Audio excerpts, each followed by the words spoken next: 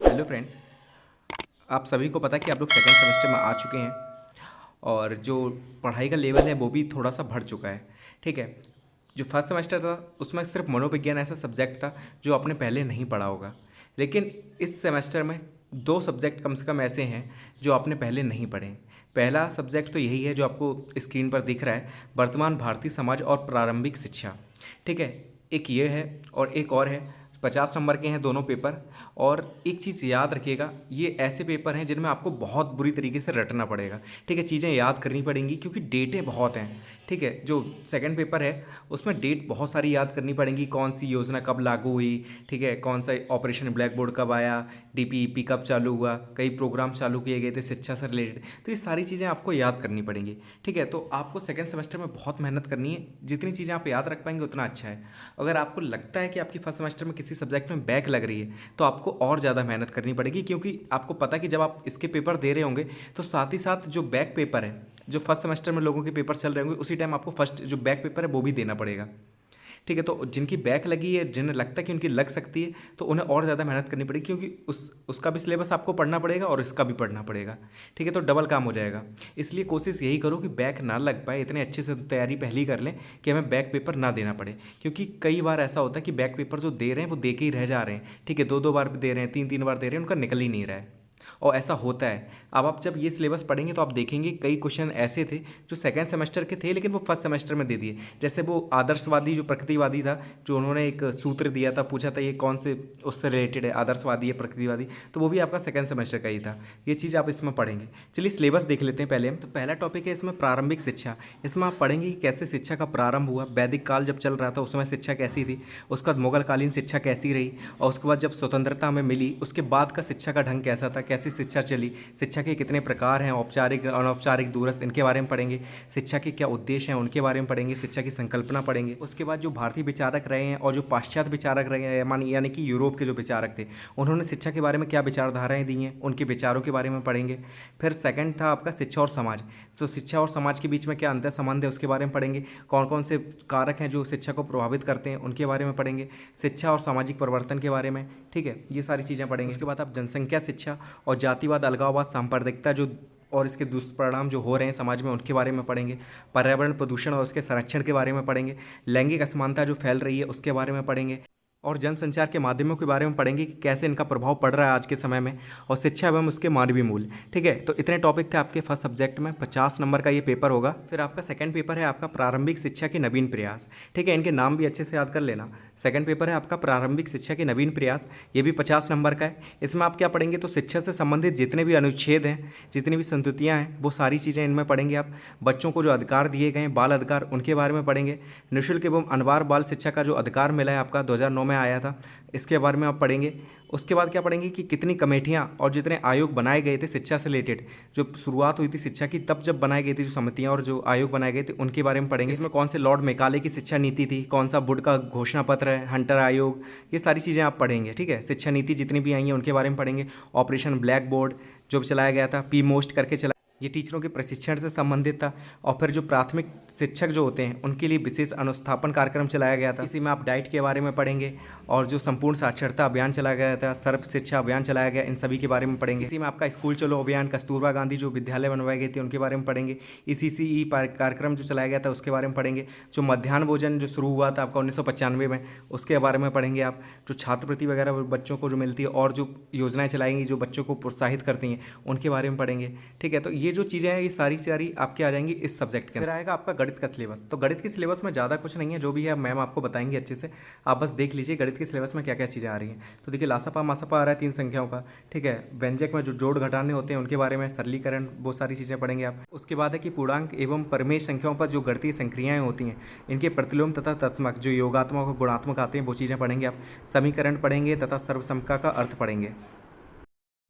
उसके बाद रेखी समीकरण जो भी हैं वो पढ़ेंगे आप। क्षेत्रफल, आयतन और धारता की जो संकल्पना होती है उसके बारे में पढ़ेंगे।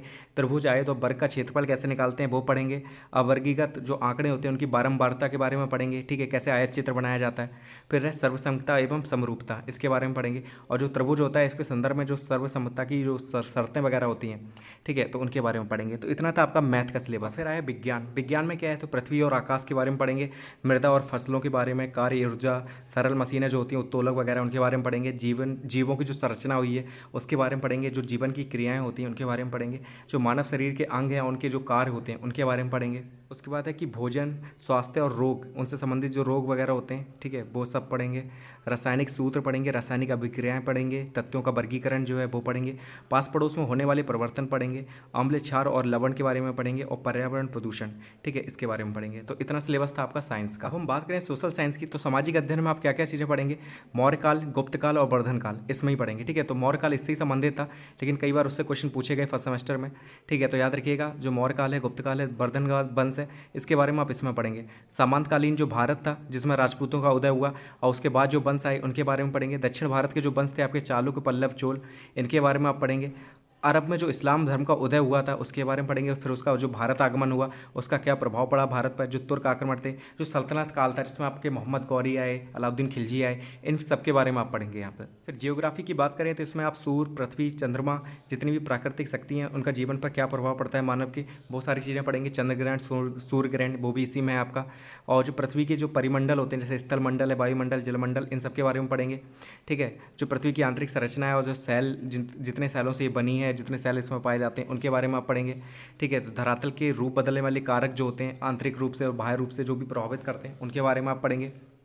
वायुमंडल के बारे में पढ़ेंगे, पवनों के प्रकार पढ़ेंगे, जलमंडल पढ़ेंगे। नागरिक शास्त्र में आप पढ़ेंगे संविधान के बारे में, उसे संविधान किसे कहते हैं, उसका गठन कैसे हुआ, ठीक है, संविधान की प्रस्तावना, उसकी विशेषताएं, नागरिकता के बारे में, मौलिक अधिकार, मौलिक कर्तव्य, नीति निर्देशकता, तो ये सारे आ जाएंगे आपके नागरिक शास्त्र में। अर्थशास्त्र में आप पढ़ेंगे उपभोक्ता जागरूकता, ठीक है, कैसे जागरूकता होती है, उसके प्रकार, ठीक है, उपभोक्ताओं के जो अधिकार हैं उन्हें मिले हुए हैं, उनके कर्तव्य क्या होते हैं, और उपभोक्ता सुरक्षा के जो उपाय किए गए उनके बारे में पढ़ेंगे आप। उसके बाद भारतीय अर्थव्यवस्था में जो कृषि का योगदान है, उसकी विशेषताएं, उसका महत्व, उनके बारे में पढ़ेंगे। और भारत का जो औद्योगिक विकास है, जो प्रमुख उद्योग हैं, कुटीर उद्योग, लघु उद्योग क्या होते हैं, ठीक है, और जो नई औद्योगिक नीति है उसके बारे में पढ़ेंगे, जो बहुराष्ट्रीय कंपनी उनके बारे में पढ़ेंगे। तो इतना आपका एसएसटी का सिलेबस है। आपको पता होगा कि इस सेमेस्टर में इंग्लिश सब्जेक्ट है आपका, ठीक है, संस्कृत चला जाता है और संस्कृत की जगह इंग्लिश हो जाती है। तो इसमें आप जो डिफरेंट अप्रोचेस हैं और जो मेथड्स हैं, ठीक है, इंग्लिश पढ़ाने के, वो पढ़ेंगे। लैंग्वेज गेम्स जो होते हैं उनके बारे में पढ़ेंगे, अल्फ़ाबेट्स के बारे में पढ़ेंगे, आर्टिकल्स पढ़ेंगे, नंबर एवं नंबर नेम्स के बारे में पढ़ेंगे, इंपॉर्टेंस क्या होती है रीडिंग स्किल की, राइटिंग स्किल्स की, उसके बारे में पढ़ेंगे, टीचिंग ऑफ पोइट्री, उनके बारे में पढ़ेंगे, ग्रामर का कुछ सिलेबस है इसमें, उसके बारे में पढ़ेंगे। कॉमन इनर्स, जो एरर्स होती हैं, कॉमन एरर्स, उनके बारे में आप पढ़ेंगे। इंपॉर्टेंस और करेक्टरिस्टिक्स लेसन प्लान की क्या होती है, उनके बारे में पढ़ेंगे, ठीक है। तो ये सारी चीज़ें, ये था आपका इंग्लिश का सिलेबस। और लास्ट में ये रहा आपका हिंदी का सिलेबस। ये भी जो चीज़ें हैं वो आपको मैम बताएंगी जब वो शुरू करेंगे हिंदी का सिलेबस, ठीक है। तो इसमें भी कुछ ज़्यादा कुछ नहीं है।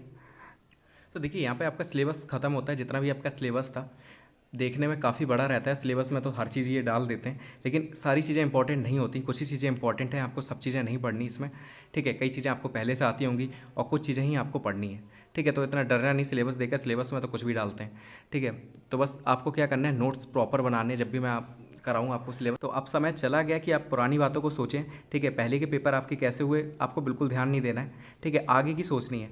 तो ये सिलेबस काफ़ी इंपॉर्टेंट है, अच्छे से इसे पढ़ते रहना, क्योंकि इसमें काफ़ी कुछ है जो आपका फंसेगा जब आप सुपर टेट की तैयारी करेंगे। और साइकोलॉजी शायद अब आपको देखने को नहीं मिलेगी तीनों सेमेस्टर में, ठीक है। फर्स्ट सेमेस्टर में ही थी आपकी साइकोलॉजी, और मैंने आपको साइकोलॉजी इसलिए अच्छे से पढ़ाई थी, मैंने जो आपको पढ़ाया था वो आपका टेट के हिसाब से पढ़ाया था, ठीक है। आप और चैनलों में पढ़े होंगे तो वो टेट के हिसाब से नहीं पढ़ाते, तो वो क्या करते हैं, उनकी जो लैंग्वेज होती है वो काफ़ी टफ रहती है, लेकिन जो मेरी लैंग्वेज थी वो आपको काफ़ी आसान लगी होगी, क्योंकि मैंने टेट के हिसाब से पढ़ाया। जब भी आप टेट की तैयारी करेंगे तो आपको ज़रूर हेल्प मिलेगी, जो मैंने मनोविज्ञान पढ़ाई है उससे काफ़ी हेल्प मिलेगी, और हो सकता है आपको हूबहू देखने को मिल जाए, ठीक है। तो आपको उसका बहुत फ़ायदा होगा, आप उससे पढ़िएगा आराम से। अगर आप जब टेट की भी तैयारी करें तो भी एक बार उस साइकोलॉजी को ज़रूर देखें, क्योंकि वो साइकोलॉजी ही आपको पूरी आपको सुपर टेट में देखने को मिलेगी या टेट में देखने को मिलेगी। और मैं कहूँ तो एक आप प्रीवियस ईयर का जो पेपर आता है सी टेट का या टेट का, जो भी आपको देना है, ठीक है, वो ज़रूर ख़रीद लेना। और जब भी आप खाली बैठे हो तो उसकी प्रैक्टिस ज़रूर करना। ये देखना कि पहले कैसे क्वेश्चंस उसमें आते थे, तो उससे भी आपको काफ़ी हेल्प मिलेगी। जब आप सीटेट देंगे, आपको पता है सीटेट हर 6 महीने में एक बार होता है, ठीक है, तो सीटेट में आपको काफ़ी हेल्प मिल जाएगी उससे। और टेट में और पास करना तो ज़रूरी है, क्योंकि पहली बार में कोई नहीं निकाल पाता। निकाल लेते हैं तो इतने अच्छे मार्क्स नहीं आते। आपको अच्छे मार्क्स चाहिए तो पहली बार में नहीं, दूसरी बार में ही आएंगे, ठीक है। तो पहली बार में ये रहता है कि आपको थोड़ा एक्सपीरियंस मिल जाता है, तो उसकी भी तैयारी करते रहना। सेकंड सेमेस्टर का मैं जल्दी कोर्स शुरू कर दूंगा, ठीक है। नोट्स वोट्स बनाने पड़ते हैं, बिना नोट्स के तो मैं आपको नहीं पढ़ा पाऊंगा। और मेरे भी एग्जाम्स पड़े हुए हैं, तो मुझे भी उसकी तैयारी करनी है, लेकिन क्या करूँ, आपको पढ़ाने के चक्कर में अपना भूल जाता हूँ सब कुछ, ठीक है। तो इसलिए थोड़ी लेट आ पाती वीडियो, लेकिन आप लोग टेंशन मत लेना, मैं आपका पूरा सिलेबस इसका भी कराऊंगा जैसे फर्स्ट सेमेस्टर का कर। तो बार बार ये क्वेश्चन मत करना कि सर आप सेकंड सेमेस्टर का पढ़ाएंगे, आप पढ़ाएंगे कि नहीं पढ़ाएंगे। तो मैं पढ़ाऊंगा, मैंने कहा है तो बिल्कुल पढ़ाऊंगा मैं, ठीक है। तो चैनल से जुड़े रहिए, जल्दी सेकंड सेमेस्टर की पहली वीडियो आएगी आपके पास। Thank you so much for watching this video.